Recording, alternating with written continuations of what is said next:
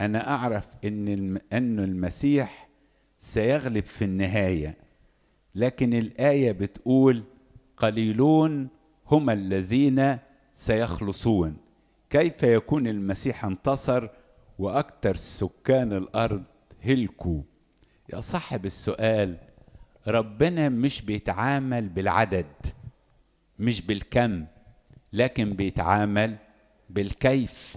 أضرب لك مثل، اللي خرجوا من أرض مصر كانوا 650,000، يعني 3/4 مليون تقريبا. مين اللي دخل أرض الميعاد؟ اتنين، يشوع بن نون وكلب بن يفنة ومعاهم عظام يوسف. طب والباقي ماتوا في البرية، الباقي ماتوا في البرية. تقول طب ازاي المسيح انتصر؟ تقول ازاي؟ لان في آية يقول لها ايه لإسرائيل المهزومة: اجعل بنيك عوضا عن آبائك. يعني اللي طلعوا كلهم ماتوا، بس أولادهم دخلوا أرض الميعاد.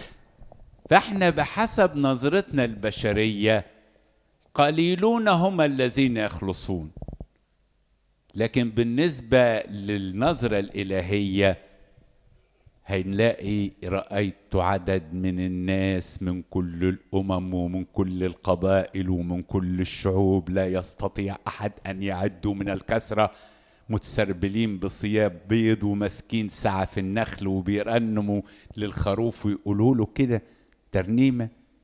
يبقى إذن ما حدش يقدر يعده.